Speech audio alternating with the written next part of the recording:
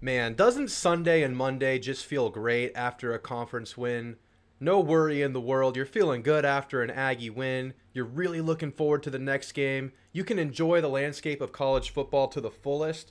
Because when you lose those games, if we had lost this game versus Auburn, everything else would have been a little bit more sour. We know this. This is how things go. But it was a good win. It was a dominant defensive performance. And of course, in true Texas A&M fashion, plenty of question marks left for this team going forward. Auburn was a team that Texas A&M was probably always going to beat. Even in the worst iteration of this team, you were probably going to beat Auburn at home. Because the fact of the matter is, Auburn didn't have a quarterback. Their quarterback play didn't really give them a chance in the game.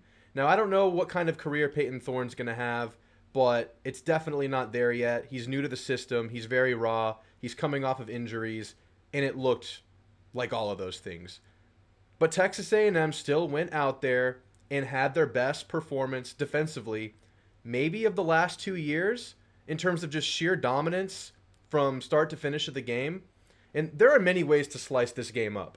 You could say Auburn could have scored more points. You could say A&M could have scored more points. You could say with a different quarterback, Auburn maybe gets much closer in this game and it's a totally different ball game. You could say if Texas A&M doesn't come out cold, A&M dominates this game by even more. So, like I said, in true A&M fashion, this game could have been sliced and diced in many different ways, but what we got was a 27-10 feel pretty good kind of a win. So let's talk about it. Let's talk about this team moving forward in the West that continues to look wide open. LSU beating Arkansas in a very, very close game.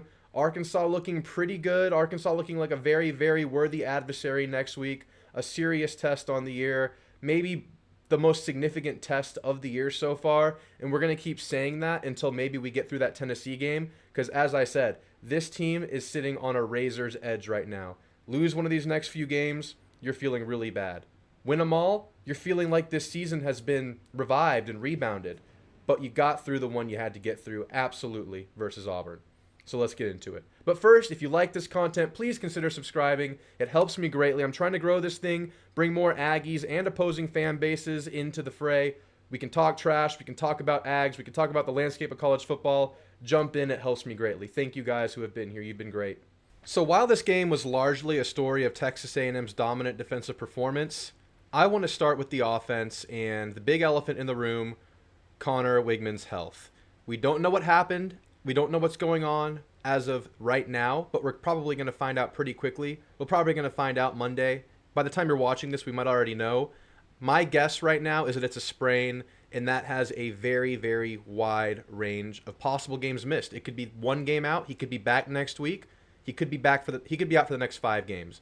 But being that it was a negative X-ray, that means that he avoided any kind of long-term season-ending injury, most likely. So that's good news. I think that A&M's floor and ceiling to this year does not change with Max Johnson as your quarterback.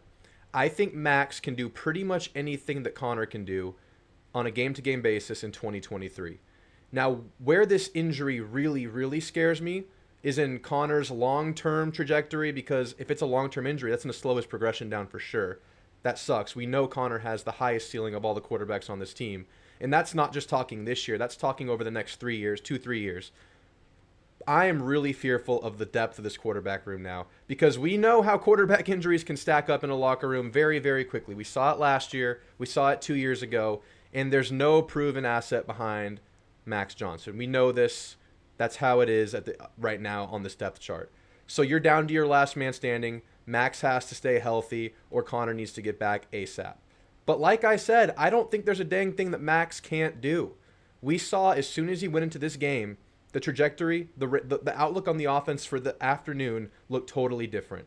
He came out, dialed in, on fire, having great chemistry with his receivers right out the gates, and that's just a testament to the professional mindset that Max Johnson has. Because we saw in the Colorado game 2 years ago when Calzada got thrown into the game, he was not ready for action. And I don't know if that's necessarily on Calzada or on the coaching staff at the time. Maybe you give Bobby Petrino some credit here with Max being ready, but I really just think it's in Max's blood to be ready in scenarios like this.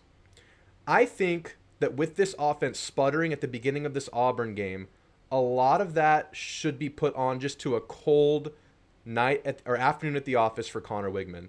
I think Connor came into this game poised to have a down game, and I think that's something that we should have expected at some point from Connor, because it's been really, really good from the LSU game until now. It's been really, really good pretty much since he took the helm as the starter at Texas A&M.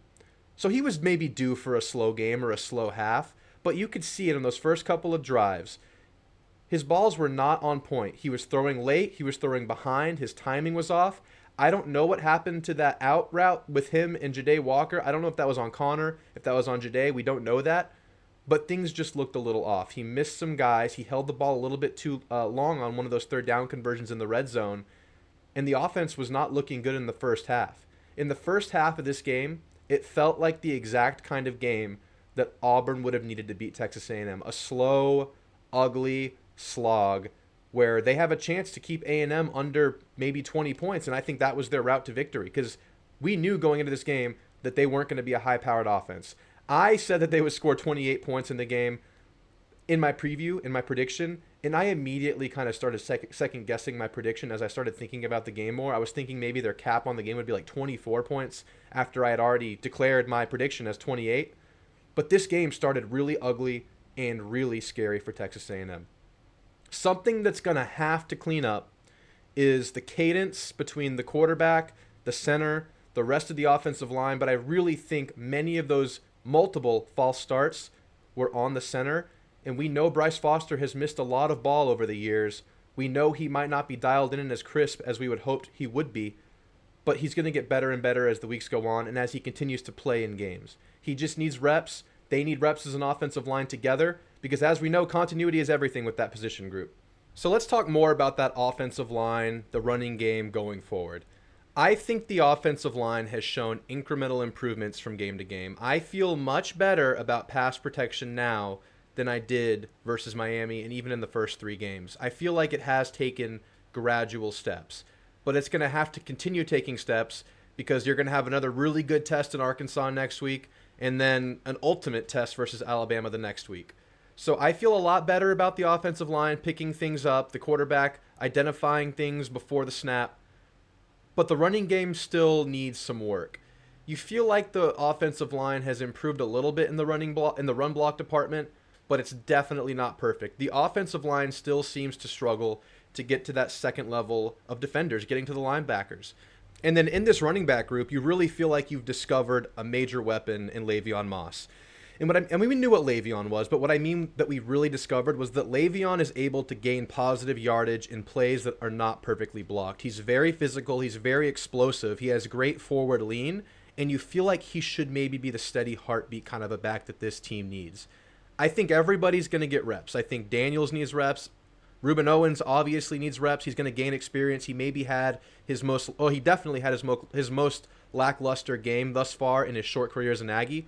But you really feel like Le'Veon Moss can be the one that goes out there, sets the tone, wears defenses down, and just makes lemonade out of plays that aren't necessarily perfectly blocked. So I think that's a great discovery for this team, something this offense is going to lean on going forward. This team has improved in the run yardage every game. I don't know if that's literally true, but the best running game of the year was last game, and then this game improved upon that. I think they got close to 200 yards this game. And the passing game wasn't perfect with Connor's slow start. Max went in and did better, but it was this running attack that was really able to take this offense over the top to win this game and kind of stamp it in at the end, especially with Daniels' 80-yard run at the end. That's what I'm talking about. Daniels getting that 80-yarder at the end when the defense is worn down. Very good at hitting space, very good in open space, Amari Daniels. You feel like he's the kind of guy you want to throw in there once the defense is kind of worn down, and he'll gash big plays like that. I think that could be a mantra for this team. But it's encouraging to see the running game improve. You just really want to see this offensive line consistently get to that next level of blocking.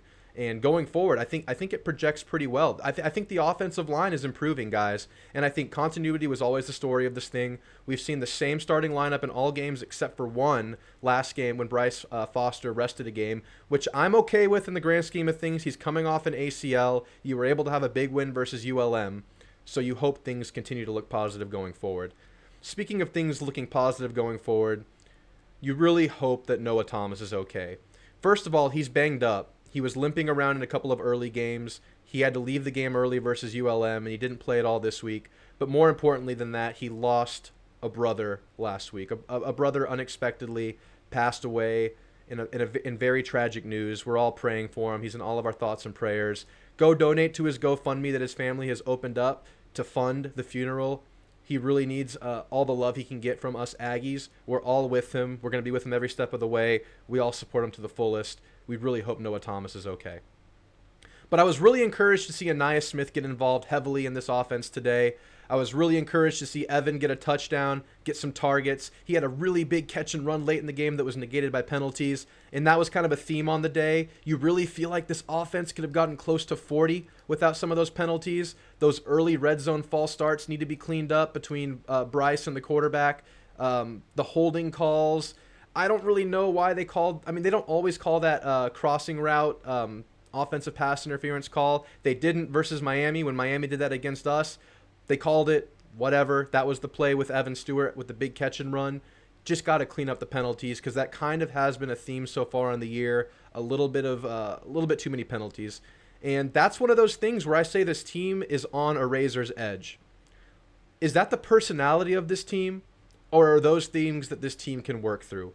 Is this a mistake-prone offensive line and team as a whole? Are we going to get a lot of penalties throughout the whole year?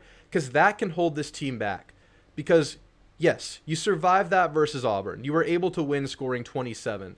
But next week versus Arkansas, there's a really good chance they're going to score around 30 points on Texas A&M. And if you have penalties like that stall out this offense, prevent you from getting 30 or even 40 points, you're going to lose a lot of games. So is that what this team is, or can they improve upon that? That's my biggest question about this offense going forward. I mean, it's probably yours too. Can they clean up the mistakes, the penalties?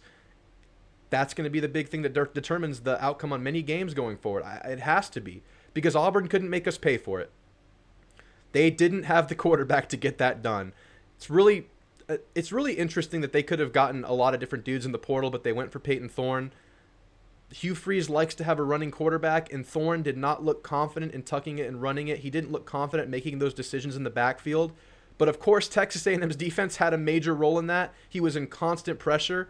This D-line looks like they're finally getting to the level of play that we expected them to get to, maybe a little bit earlier than they're doing it, but hey, we'll take it better late than never. You know, McKinley missed time last year. Fadil missed time last year. Most of the other guys are true freshmen. You feel like they're really getting to where they need to be.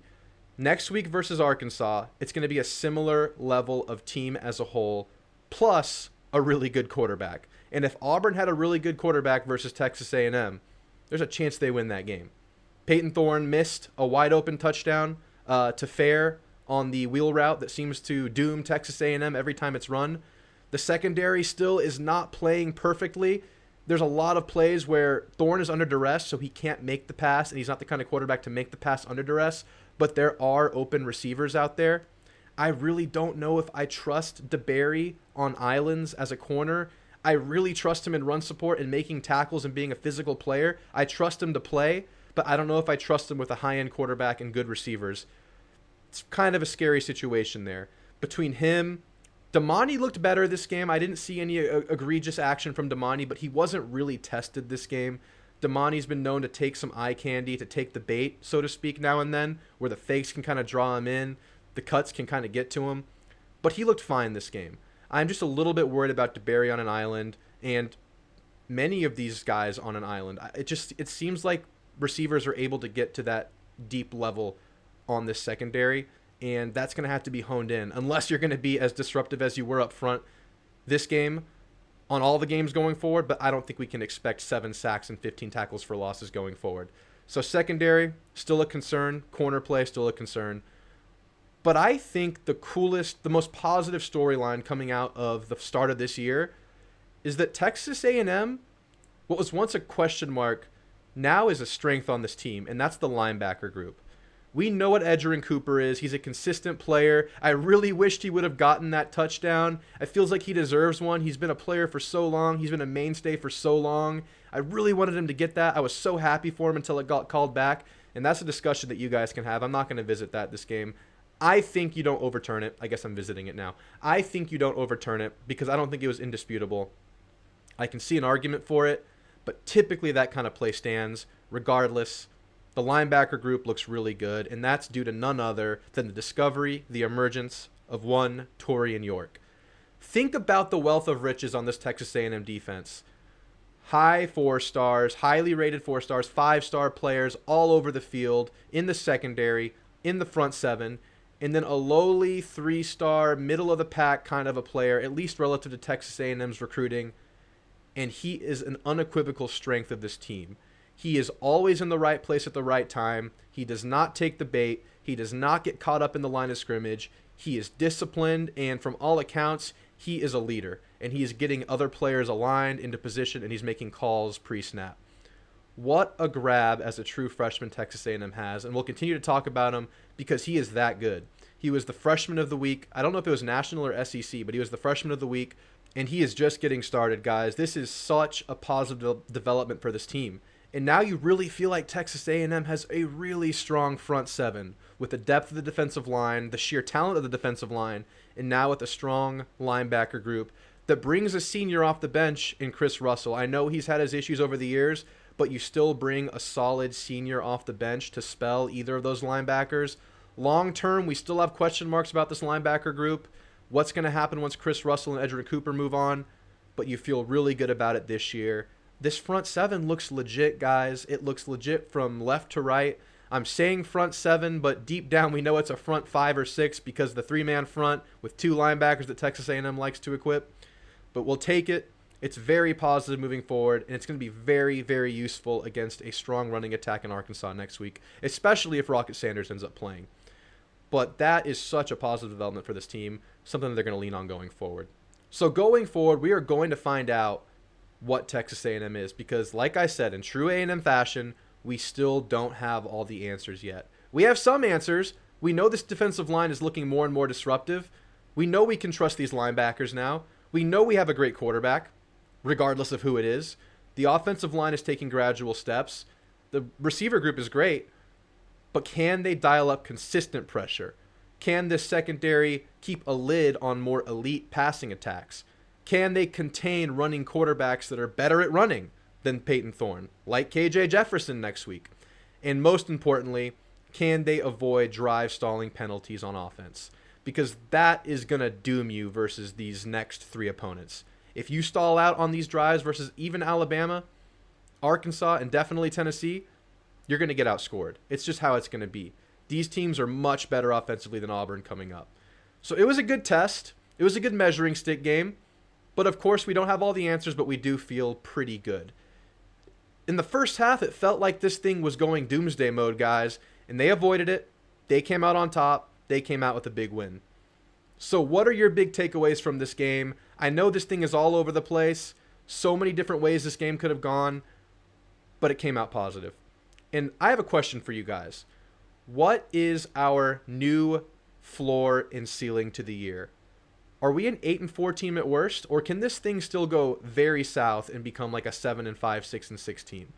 I'd like to believe we're out of that era now. I think this team has turned a page on that level of play. I think 8-4 is my floor now. But what is the ceiling? Because we really want 9 or 10 games. It's a very, very thin margin we're working with there for the relative perception of this team coming out of this year. And of course, sky's the limit. Everything's wide open. You could go out and win the rest of your games. It's all on the table, guys. So how do you feel about the ceiling and the floor? What are your thoughts on this team? And with that, I'll see you tomorrow with my Arkansas preview, Arkansas pregame video where we're going to talk about their team, talk about our chances versus the Piggies, and moving forward on the season. It was a win. We feel okay right now. It'd be awful if we had lost. We'd be in hell right now. But we're feeling good. So with that, thanks for watching, guys. I'll see you in the next one. Gig 'em.